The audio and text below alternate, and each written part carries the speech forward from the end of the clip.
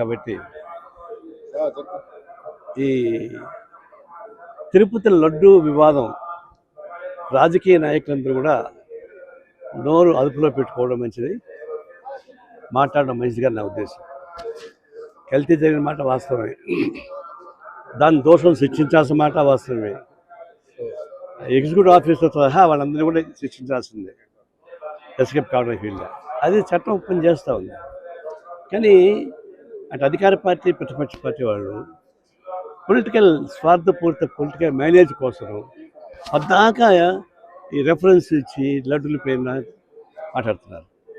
మేము ఈ రాజకీయ లబ్ధుల కోసం ఫైట్ చేసుకోండి, కానీ దేవుణ్ణి అడ్డం పెట్టుకోబాకండి. ఇప్పుడు కోట్లాది మంది డివోటీస్ భక్తులు, నేను మన తెలంగాణకి వచ్చి చెప్తున్నారు, కోట్లాది మంది భక్తులు హర్ట్ అయిపోతున్నారు, బాధపడిపోతున్నారు.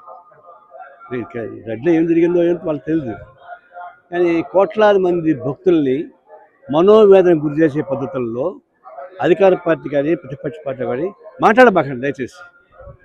ఇది సుప్రీంకోర్టు ఇన్వాల్వ్ అయింది, సీట్ ఎన్కౌంటర్ జరిగింది. ఈవో పాత ఈవోని ఎస్కేప్ ప్రయత్నిస్తారు, చేయకూడదు, ఆయన ఉండాల్సిందే. అందరూ యాక్షన్ తీసుకొని ఈ రాజకీయ నాయకులు మాట్లాడబాకండి. మేము పొలిటికల్ ఫైట్ చేసుకోండి అధికార పార్టీ ప్రతిపక్ష పార్టీలు, కానీ దేవుడిని అడ్డం పెట్టుకోమని చేయబాకండి. దయచేసి స్టాప్ చేయండి ఆ డిస్కషన్. మిగతా మీ పార్టీ మీరు కొట్లాడుకోండి, నాకు అభ్యంతరం లేదు.